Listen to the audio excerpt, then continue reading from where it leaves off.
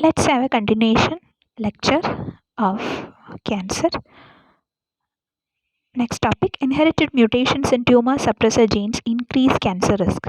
Individuals with inherited mutations in tumor suppressor genes have a hereditary predisposition to certain cancers. Such individuals generally inherit a germline mutation in one allele of the gene. Somatic mutations of the second allele facilitates tumor progression. A classic case is retinoblastoma, which is caused by loss of function of RB, the first tumor suppressor gene to be identified.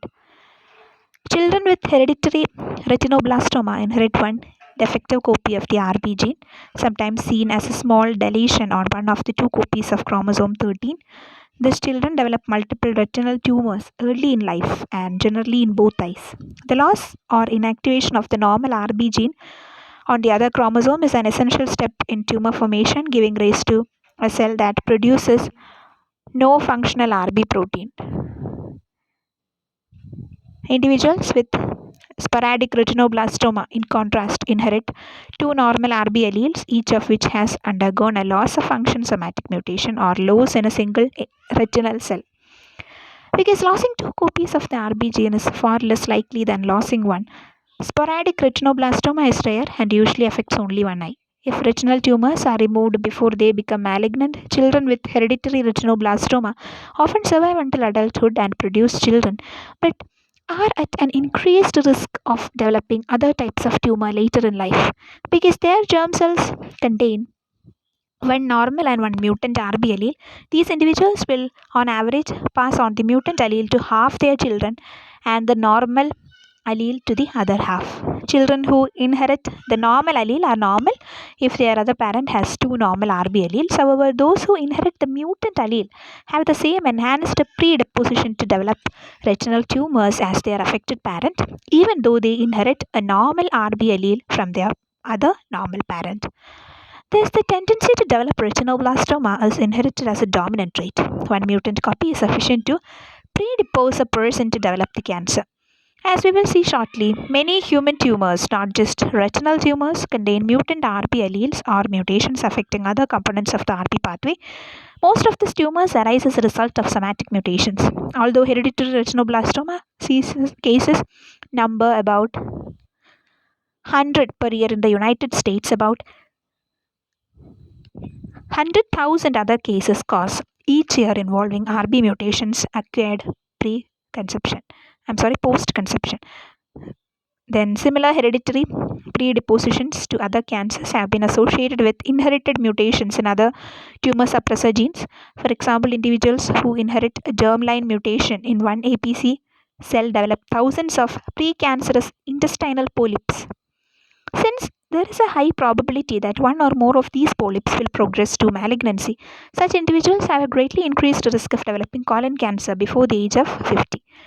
Screening for polyps by colonoscopy is a good idea for people 50 or older, even though no APC mutation is not to be present. Likewise, women who inherit one mutant allele of BRCA1, another tumor suppressor gene, have a 60% probability of developing breast cancer by age 50, whereas those who inherit two normal BRCA1 alleles have 2% probability of doing so.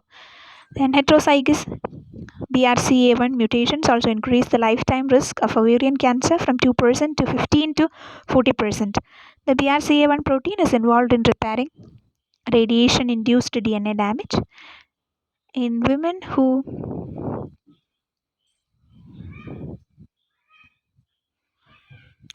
inherit one mutant BRCA1 allele, loss of the second BRCA1 allele together with other mutations is required for a normal mammary duct cell to become malignant. However, BRCA1 generally is not mutated in sporadic breast cancer.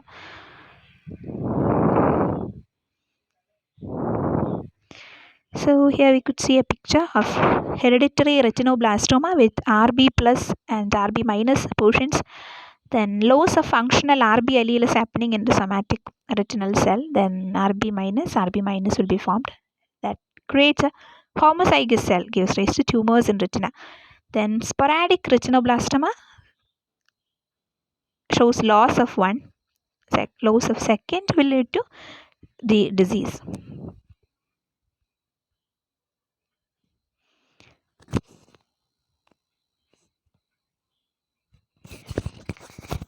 Role of spontaneous somatic mutation in retinoblastoma. This disease is marked by retinal tumors that arise from cells carrying two mutant RB negative alleles. In hereditary or familial retinoblastoma, a child inherits a normal RB plus allele from one parent and a mutant RB negative allele from the other parent. When the second normal allele is lost in a heterozygous somatic retinal cell, a cell is generated that lacks any RB gene function. In sporadic retinoblastoma, a child inherits two normal RB plus alleles. Two separate RB loss events must occur in a particular retinal cell to produce a cell lacking all RB function. So RB plus, RB negative somatic retinal cell is there. Then loss of functional RB allele will be happening. Then RB minus will be formed. Like homozygous cell gives rise to tumors in retina. Then sporadic retinoblastoma. Sporadic retinoblastoma is another condition. So somatic retinal cell is there, RB plus, it's a functional one. Then loss of first functional RB allele. That will create a halfly, dominant one. That means mixed condition. So RB plus and RB minus will be there. Then after that, another event is happening, like loss of second functional RB allele. After that, there won't be any RB allele. So that means complete loss. That specimen will become, homozygous of RB negative type. So homozygous cell gives rise to tumors in retina. That is something happening in the sporadic retinoblastoma case. Then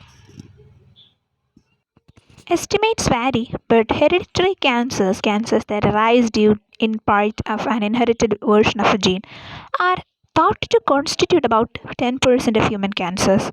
Further work tracing the contributions of human genes seems likely to increase the percentage. It is important to remember, however, that the inherited germline mutations alone is not sufficient to cause tumor development.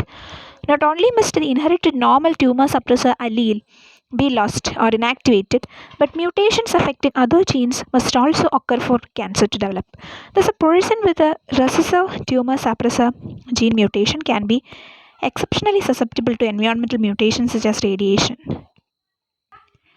Mutation in only one copy of a tumor suppressor gene itself typically does not cause cancer because the remaining normal allele prevents aberrant growth. However, the subsequent loss or inactivation of the remaining normal allele in a somatic cell, referred to as loss of heterozygosity or LOH, causes cancer to develop. Three mechanisms exist that can cause the loss of normal allele. First, the normal allele can become inactive due to a de novo inactivation, mutation, or deletion. Second, chromosomes missegregate or chromosome missegregation and can cause loss of the chromosome carrying the normal allele. Neither mechanism is particularly frequent. By far the most frequent mechanism for LOH is mitotic recombination between a chromatid bearing the normal allele and a homologous chromatid bearing a mutant allele. Now let's learn from a figure.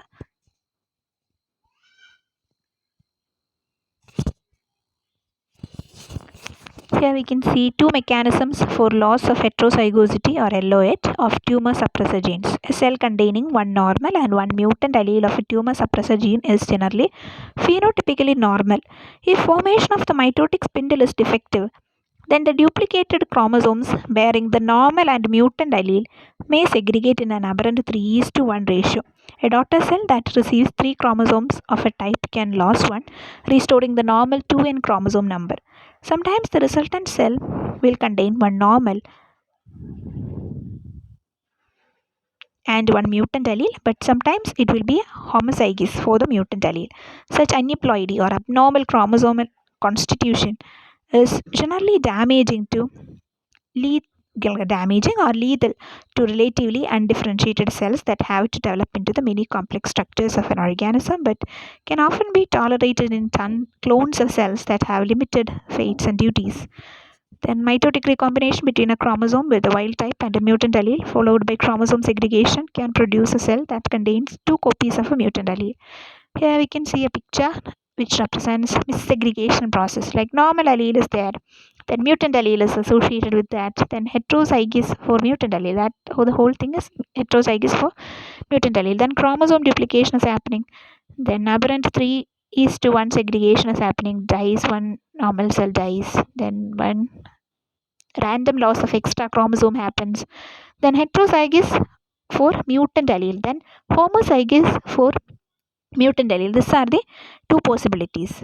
Then mitotic recombination, heterozygous for mutant allele, chromosome duplication will be happening, and along with that recombination between homologous chromosomes will be happening. The normal 2:2 chromosome segregation, that means homozygous for normal allele and homozygous for mutant allele. These are the two possibilities. The next topic, epigenetic changes can contribute to tumorigenesis. We have just seen how mutations can undermine control of cell proliferation by inactivating tumor suppressor genes. However, the type of genes that can also be silenced by repressing their expression. Changes in DNA methylation as well as changes in the activity of histone modifying enzymes or chromatin remodeling complexes are now recognized as major drivers of tumorigenesis. And DNA methylation occurs at cytosines of CpG islands, which are found largely in promoters of genes. Methylation of this CS leads to repression of the promoter. A large fraction of colorectal cancers are characterized by DNA hypomethylation. DNA hypomethylation is also a hallmark of cancer. The promoters of many genes involved in cancer are hypomethylated, and expression of the genes under their control is therefore increased. For example, 25% of acute myeloid leukemias are characterized by DNA hypomethylation, that is due to inactivating mutations in an enzyme that catalyzes the methylation of CpG dinucleotides.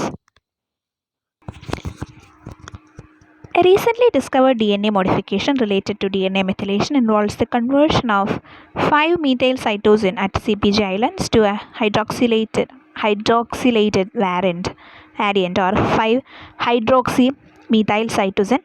This type of DNA modification has also been implicated in cancer. The enzymes that catalyze these conversions are members of the TET family of DNA hydrolases. These enzymes require alpha-ketoglutarate as cofactors and are inhibited by the oncometabolite 2-hydroxyglutarate. Then genes encoding chromatin modifiers and regulators have also emerged as drivers of tumorigenesis. Then systematic whole genome sequencing of many tumor types has revealed highly recurrent alterations in approximately 40 genes encoding epigenetic regulators. Recurrent mutations were found in gene encoding enzymes that modify histones or that interpret those post-translational modifications. Genes encoding histone methyltransferase, histone demethylase, and histone acetyltransferases have all been found mutated in a wide variety of tumors. Interestingly, tumors typically harbor only a single mutated allele of a gene encoding a chromatin modifying enzyme, indicating that these mutations are haplo-insufficient. Presumably, losing both alleles would kill the cell, but having only one functional allele alters the expression of target gene sufficiently to promote tumorigenesis.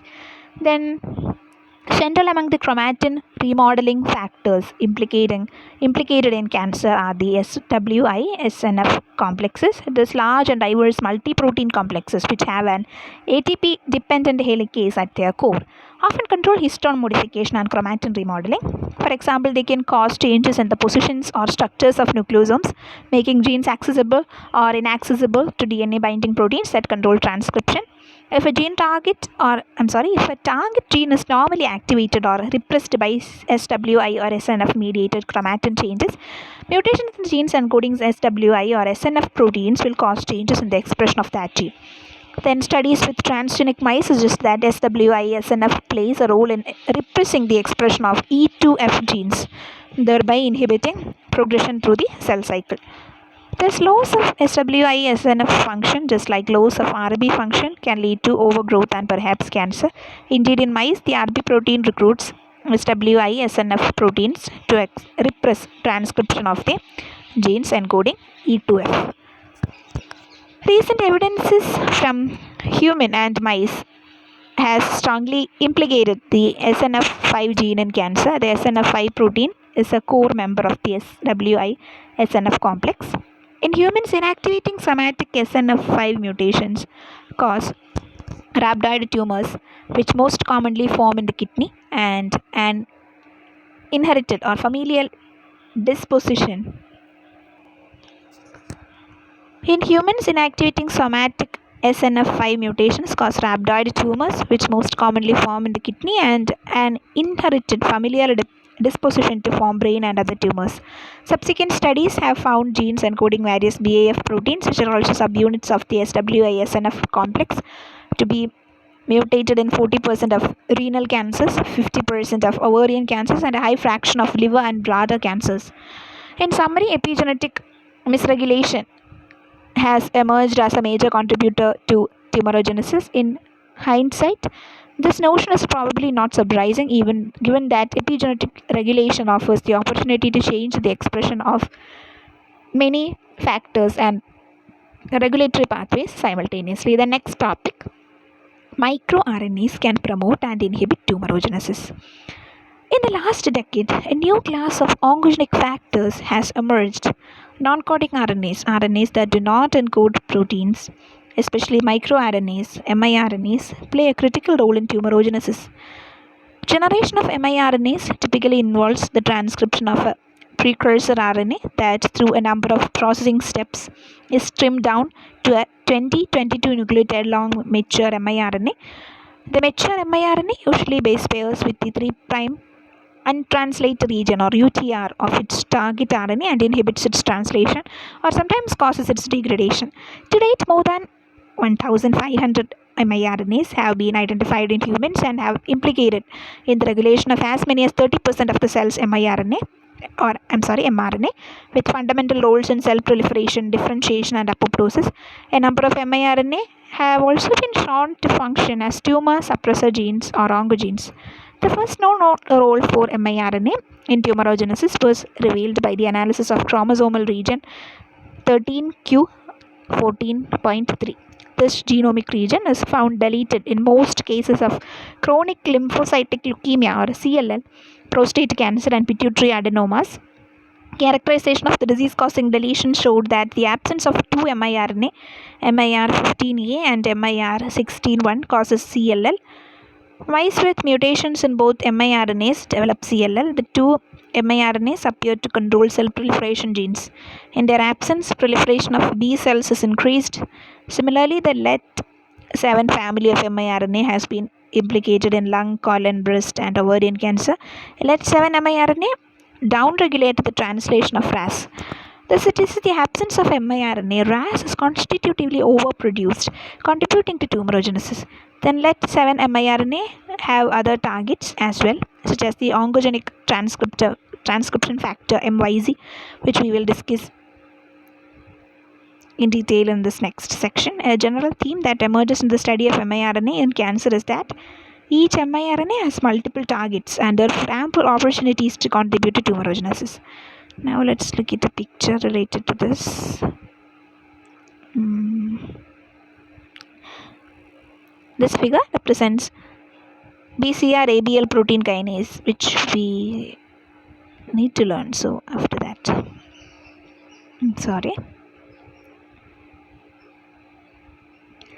Like proteins involved in tumorigenesis, miRNAs can function like tumor repressor or oncogenes. The miRNA MIR15A and MIR161 act like tumor suppressors.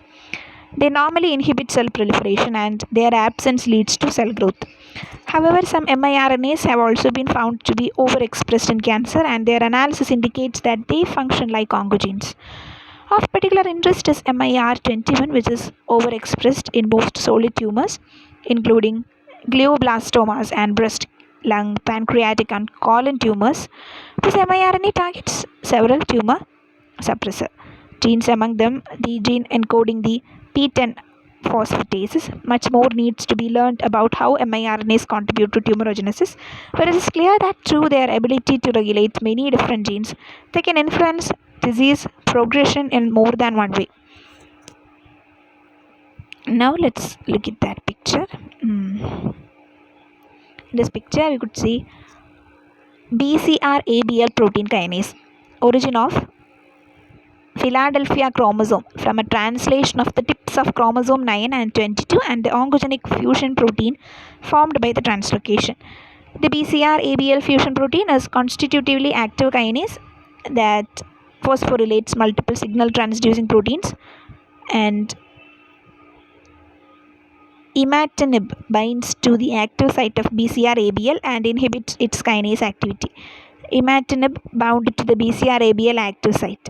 In this picture, we could see a portion called ABL gene is there, BCR gene is there, translocation is happening, DER9, then BCR-ABL gene is there, DER22, Philadelphia chromosome, breakpoint in BCR-ABL gene, then transcription, translation, active site, BCR-ABL fusion protein, etc. are seen. Like substrate JAK2 STAT5, it will form substrate activated by phosphorylation, then imatinib binds to active site and inhibits substrate binding, then tumor cell cannot proliferate. BCR-ABL fusion protein and imatinib is there. Then we will be learning about this later.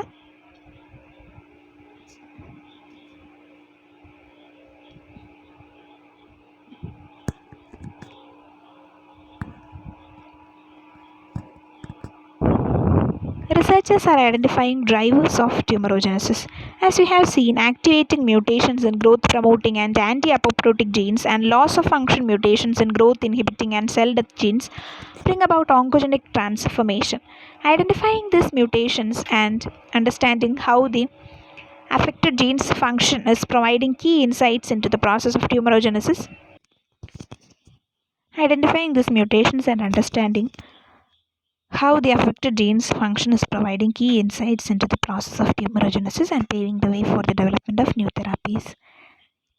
It is thus not surprising that researchers have long been hunting for oncogenes and tumor suppressor genes. In the 1960s, researchers first realized that some cancers harbor characteristics chromosome alterations.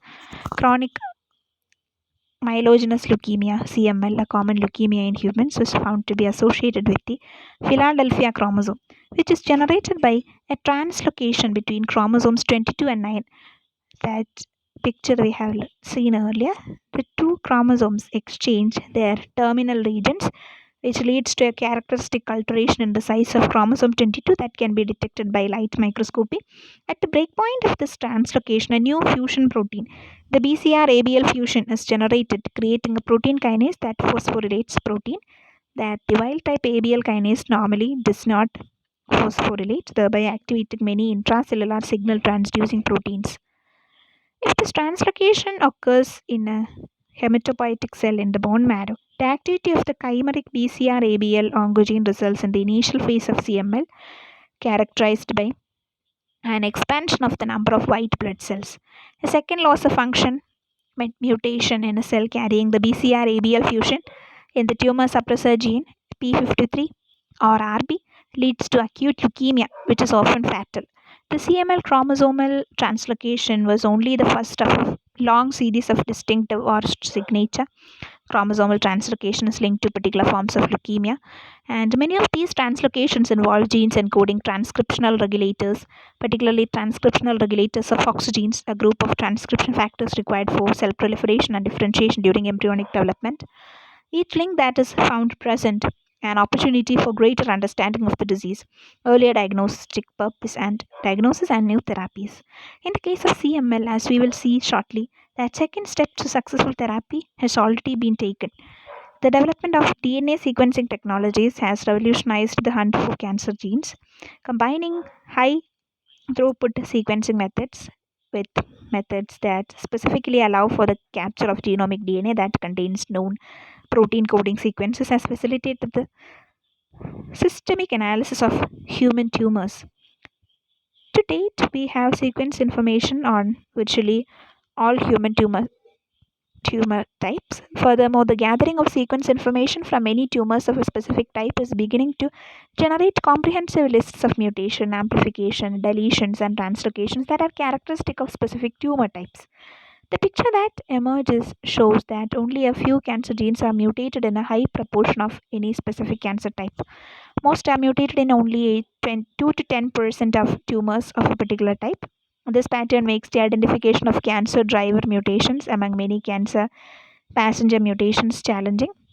But with an ever increasing number of tumor sequences and the development of statistical tools, scientists hope to be able to create comprehensive catalogs of true cancer genes and to assign degrees to which individual cancer genes contribute to the disease in not too distant future. Cancer genome sequencing also shows that different tumor types have dramatically different levels of genetic changes, with some cancer types harboring relatively few genetic changes and others exhibiting highly complex mutational patterns.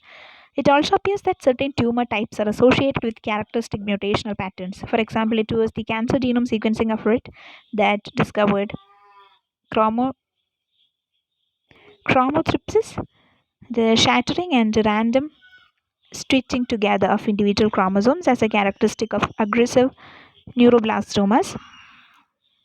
Sequencing of tumor genome not only holds great promise in identifying new cancer genes, but as we will see next, it also becoming an integral tool of disease treatment. Then molecular cell biology is changing how cancer is diagnosed and treated. The identification of drivers of tumorigenesis has not only provided with us with a molecular understanding of how cancer arises and progresses, but has also revolutionized the way cancers are diagnosed and treated.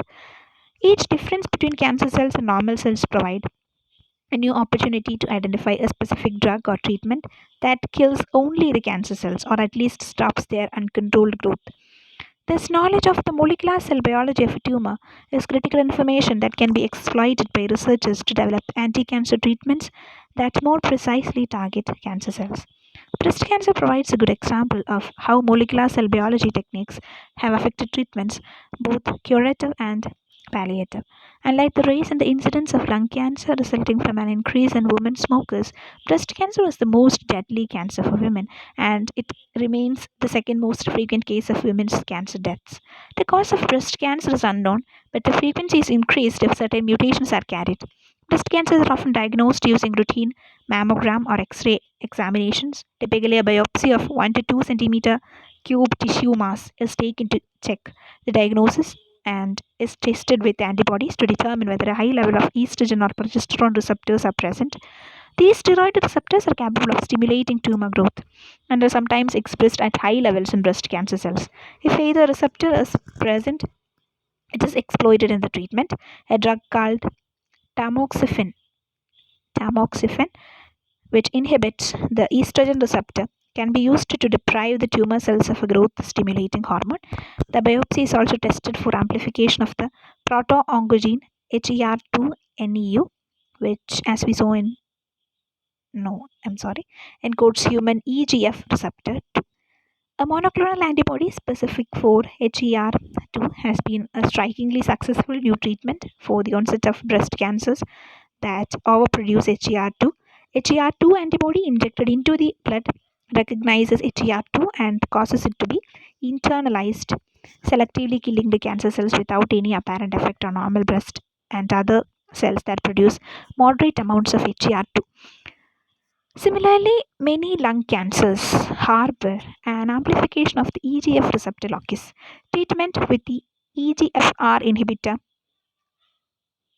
erlotinib was dramatically increasing the life expectancy of patients with this type of lung cancer. Breast cancer is treated with a combination of surgery, radiation therapy, and chemotherapy. The first step is surgical resection or removal of the tumor and examination of lymph nodes for evidence of metastatic cancer, which is the major adverse prognostic factor. The subsequent treatment involves 8 weeks of chemotherapy with 3 different types of agents and 6 weeks of radiation. These harsh treatments are designed to kill the dividing cancer cells. However, they also cause a variety of side effects, including suppression of blood cell production, hair loss, nausea, and neuropathy. These effects can reduce the strength of immune system, risking infection, and cause weakness due to poor oxygen supply. To help offset these effects, patients are given the growth factor GCSF to promote the formation of neutrophils, a type of white blood cell that fights bacterial and fungal infections, and erythropoietin, to stimulate red blood cell formation. Despite all this treatment, an average risk women 16 years old, 2 centimeter cube tumor, 1 positive lymph node has a 30 to 40% 10 years risk of succumbing to her cancer. This risk can be reduced by 10 to 15% by hormone blocking treatment such as tamoxifen, exploiting the molecular data that show a hormone receptor present on the cancer cells. Mortality is reduced another 5 to 10% by treatment with antibodies against the HER2 NEU oncoprotein. This molecular biology is having a huge impact on breast cancer victim survival rates, though still far less than one would like. The discovery of the Philadelphia chromosome and the critical oncogene it creates, the BCR-ABL fusion, combined with the discovery of the molecular action of the ABL protein, together have led to a powerful new therapy for CML. After a painstaking search, an inhibitor of ABL kinase named imatinib was identified as a possible treatment for CML in early 1990s. Imatinib, which binds directly to the ABL kinase active site and inhibits kinase activity, is highly lethal to CML cells while sparing normal cells. After clinical trials showing the imatinib is remarkably effective in treating CML despite some side effects, it was approved by the FDA in 2001 as the first cancer drug targeted to signal transducing protein unique to tumor cells. Imatinib inhibits several other tyrosine kinases that are implicated in different cancers and has been successful in trials of treating those diseases, including forms of gastrointestinal tumors as well. There are 90 functional tyrosine kinases encoded in the human genome, so drug related to imatinib may be used in controlling the functions of all these proteins. An oncogenic challenge is that tumor cells can evolve to be resistant to imatinib and other such drugs, necessitating the invention of alternative drugs. Next topic we will be learning with the help of next video. Thank you for listening.